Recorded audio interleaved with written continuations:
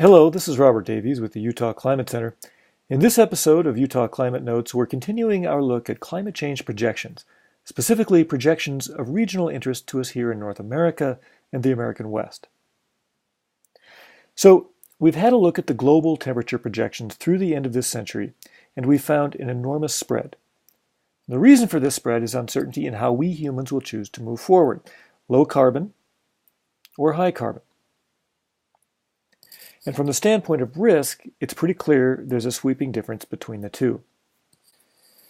So to further convey a sense of the choice before us, let's have a look at three more projections of regional interest. And we'll start with regional temperatures. Remember, models are physics. And here's what the physics has to say about the evolution of temperatures for North America under a high carbon scenario. That's the scenario we're currently most closely tracking.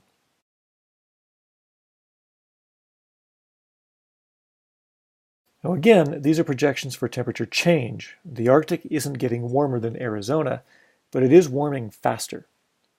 The darker the red, the more the warming, with the high Arctic warming as much as 25 degrees Fahrenheit by century's end. Now, by contrast, this is century's end under a low emissions path. It's still significant warming, but dramatically different than the high carbon scenario. Putting them side by side is helpful. In Utah, for example, under a low emissions scenario, we can expect an average temperature rise of perhaps 5 degrees Fahrenheit this century, which is roughly the warming we've already seen yet again, so not insignificant. But that number rises to perhaps 13 degrees Fahrenheit on a high emissions path, again, the path we're currently following. Next, we'll look at snowpack projections in the Rockies, which combine both temperature and precipitation projections. Specifically, what we're looking at here are spring conditions, March and April, when our snowpack has historically been at its maximum, ready to start filling reservoirs and irrigating fields. I'll focus you here on our part of the Rockies and point out that the darker blues are deeper snowpack, the lighter grays, thinner snowpack. We'll start with observations over the past 60 years, beginning in 1950. Followed by projections for the next 85 years under a high carbon scenario, again, the scenario we're currently following. As we start the animation, the actual observations certainly show variability from year to year, but there's always a significant spring snowpack. Moving into projections, a downward trend becomes clear, and as we move past mid-century, we find substantially thinning snowpack disappearing for all practical purposes in about 5 decades. This has relevance for many reasons, but most importantly because most Utahns get most of their water from melting snow. Lastly, also of high importance is soil moisture, arising from a combination of temperature, precipitation, and other variables like vegetative cover and soil condition. This time we'll begin with a moderate emissions scenario where deeper browns mean more drying, deeper blues mean more moistening.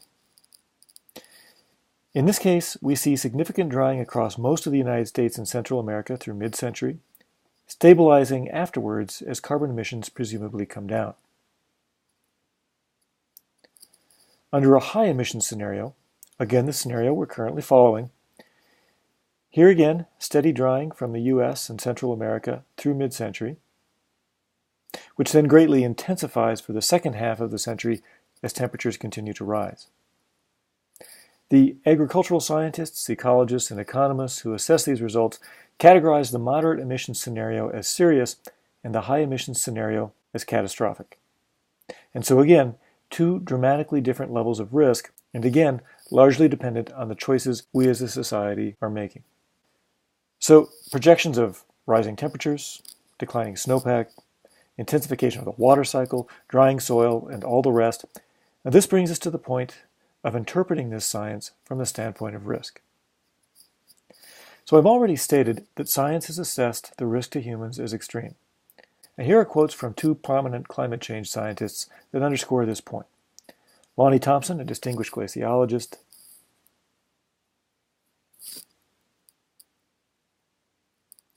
and Kevin Anderson, one of the world's preeminent carbon modelers.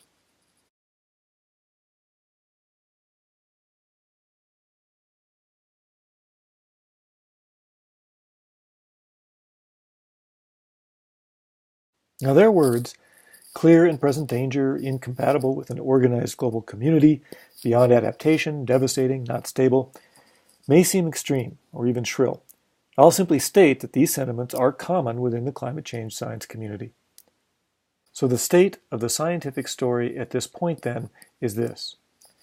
Dangerous climate disruption is underway, as defined by a 2 degrees Celsius rise in global average temperature, where we've already risen half of that, and catastrophic climate disruption, defined as more than 4 degrees of warming, is probable this century on our current emissions trajectory.